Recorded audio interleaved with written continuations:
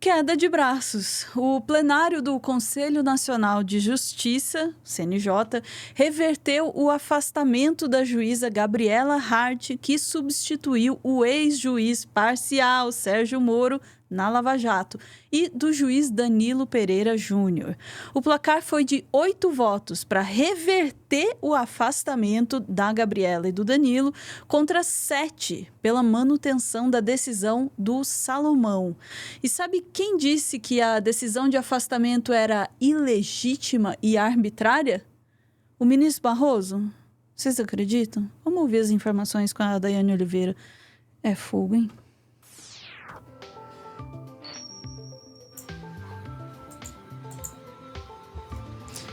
Oi, Daiane. Pois é, tá uma reviravolta essa história, né? Afasta os juízes. Pois é. Tem crimes, não volta os juízes. Parece uma quadrilha de festa junina.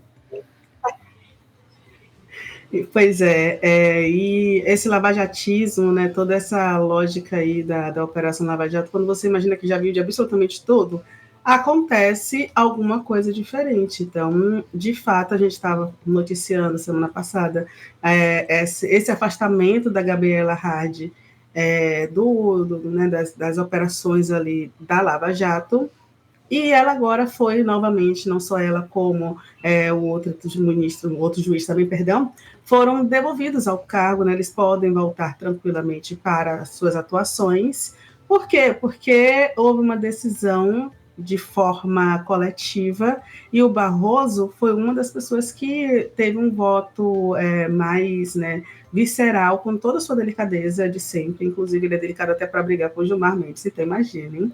E ele, no final, diz, de fato, que a decisão do Salomão foi uma decisão tomada de forma individual. E ele não, em muitos momentos, ele não cita, por exemplo, olha, Salomão deveria ter feito o quê? E aí, para o que o Barroso entende, é que Salomão deveria ter feito, aberto uma sessão extraordinária, virtual, de qualquer forma, para que o colegiado decidisse o afastamento dos juízes, né? E não foi isso que aconteceu. Então, acho que o Barroso ele ficou assim, não vou deixar essa decisão monocrática, foi uma queda de braços realmente, e ele chama essa decisão de ilegítima e arbitrária, porque ela foi feita apenas pelo Salomão, que foi o afastamento pelo CNJ, né? Então, ele volta com essa justificativa. Vou falar sobre o Barroso depois que a gente ouviu o que ele diz sobre isso. Mas primeiro a gente tem um corte aí que faz um apanhado sobre o afastamento da juíza e agora que ela novamente já pode voltar ao cargo do Lava Jato. O plenário do Conselho Nacional de Justiça revogou o afastamento da juíza Gabriela Hart. Ela substituiu Sérgio Moro na 13ª Vara Federal em Curitiba, responsável por processos da Operação Lava Jato. Também foi revogado o afastamento do juiz Danilo Pereira Júnior, atual responsável pela Lava Jato. Mas foram afastados os desembargadores do Tribunal Regional Federal da 4ª Região, Eduardo Thompson e Loraci Flores. A decisão que afastou os 4 havia sido tomada na segunda-feira pelo Corregedor Nacional de Justiça, Luiz Felipe Salomão. O motivo é que, segundo o corregedor, há suspeitas de irregularidades no tratamento dos recursos obtidos a partir de acordos com a Petrobras durante a Operação Lava Jato. O Conselho Nacional de Justiça adiou a análise da atuação do senador e ex-juiz federal Sérgio Moro na operação. Moro nega qualquer irregularidade. Os outros 4 magistrados não se manifestaram. Tá, vem cá, a decisão, já estou me adiantando aqui, mas a decisão do Salomão, dizendo, tem suspeita de irregularidade aqui, melhor deixar esses caras aqui afastados do cargo até para a gente olhar. E a justificativa do Barroso não gostei da forma como a decisão foi feita, mas não entrou no mérito da questão ou entrou? Pois é, essa é a questão. A gente vai... Ótimo você tocar, a gente vai assistir o corte do Barroso. O finalzinho, né, 1 minuto que ele fala, que basicamente a gente tem esse entendimento, sim, pelo que ele fala. Ok que ele também traz alguns elementos jurídicos, mas o entendimento é uma queda de braços e uma demonstração de poder. Pô. que essa medida tivesse sido tomada monocraticamente, com todas as vênias, e respeitando quem pense diferentemente, considero que a medida foi ilegítima e arbitrária e desnecessária o afastamento dos juízes por decisão monocrática sem deliberação da maioria absoluta. Mas deliberar, a maioria deliberar o que vocês estão fazendo neste momento. Enfim. E sem nenhuma urgência que não pudesse aguardar 24 horas para ser submetida a esse plenário. Nenhuma razão. De modo que, sem querer cultivar a ironia, entendo que tal decisão contrariou frontalmente a decisão do Supremo Tribunal Federal.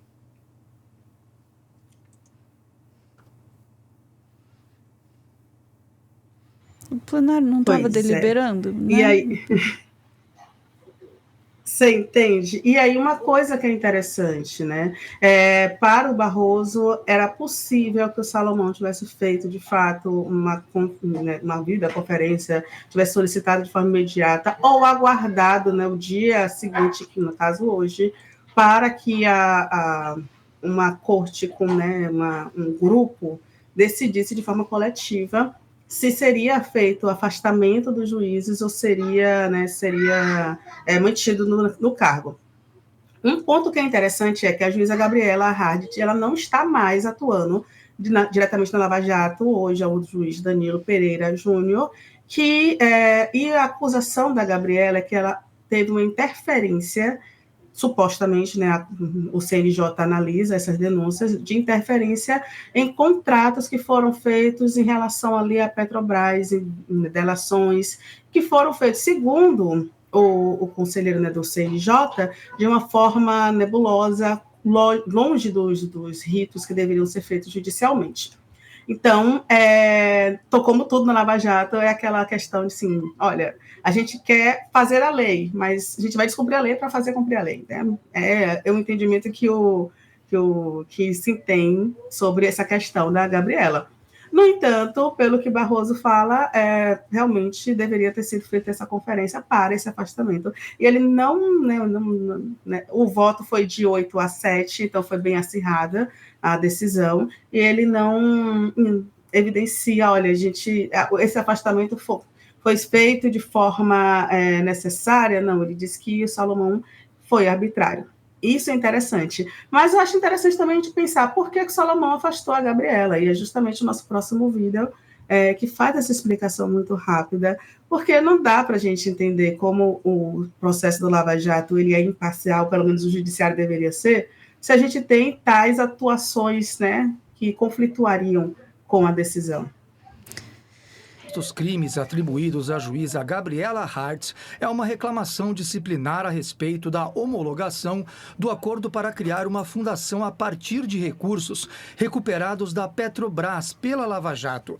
A juíza foi a responsável por homologar o acordo fechado entre a estatal, o Ministério Público Federal e autoridades dos Estados Unidos em 2019. Mas o ato foi questionado no CNJ pela presidente do PT, Gleisi Hoffmann, sob a alegação de que a magistrada havia extrapolado suas competências.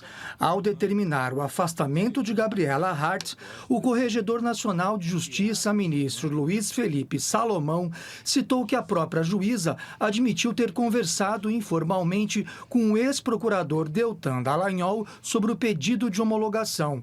Para Salomão, a decisão da juíza foi tomada sem o feito estar devidamente instruído, com diversas ilegalidades patentes. O magistrado também cita violações dela ao dever funcional de prudência, de separação dos poderes e ao Código de Ética da Magistratura. Salomão também... Pouca coisa. Ressalta os ganhos da Lava Jato. Descreve que a investigação produziu provas relevantes para o país, mas que em dado momento, segundo ele, descambou para a ilegalidade. E aí, isso não tá em questão. Né? Não está em questão. A questão é se o Salomão podia ter decidido isso ou não. E a minha pergunta é ilegal ele ter decidido? Se for, vá. Né? Mas se não é ilegal... Ele estava fazendo o que ele tinha que fazer, então, não é? como o Barroso ele explica, é um entendimento que foi divergente do que já tinha sido acordado pelo Superior Tribunal, né, pelo STF, pelo Superior Tribunal Federal. Então, não é ilegal, tanto que foi feito, mas foi considerado arbitrário e essa votação ela poderia ter sido adiada pelo menos 24 horas, para que, já que não haveria nenhum risco de interferência no processo, e, né, pelo entendimento do Barroso. Mas voltamos ao ponto principal, que é, também se houvesse um entendimento de que os juízes não tivessem cometido absolutamente nada, os desembargadores, então, também estariam, né, devolvidos aos cargos, que não aconteceu. Os desembargadores, os desembargadores do TRF4, eles seguem afastados, apenas os 2 juízes, né, que é a Gabriela e o Diogo, né, foram devolvidos ao cargo. Então, só os afastamentos deles. E o Danilo, perdão, Diogo não, Danilo. Eu me pergunto, o que é que tem de diferente, né, no juiz, no desembargador? Por que o juiz... Para o juiz é arbitrário, para o desembargador, não. Pois é. E aí, né, o Barroso, ele pode explicar isso, ou ele pode também só dizer, gente, eu queria só manter essa queda de braços aqui do judiciário, pode dizer que o Supremo Tribunal Federal é quem manda em tudo e acabou. Porque o STF tem muito disso também, tá? De tentar transpassar outras instâncias, por mais que o STF regule tudo. Mas a gente falou até sobre isso, sobre o direito trabalhista, né, que muitas vezes eles querem atribuir algumas questões que são do tribunal especializado. Então, tem alguns tribunais especializados que questionam as atuações de alguns magistrados do Supremo Tribunal, e a gente percebe muitas vezes que, de fato, né, eles são soberanos. E veja, né, isso num tribunal especializado como o Tribunal do Trabalho já é ruim. Isso no CNJ... que é quem tem a função de fiscalizar o judiciário, você tirar poder do CNJ é preocupante. Eita. É preocupante. Aí não dá, né? Eita é a palavra. Eita é tudo que o advogado... Eu tinha várias coisas que eu queria dizer, mas o advogado riscou todas e deixou só eita. Então vamos ficar com isso. Eita, chat, a gente volta em instantes.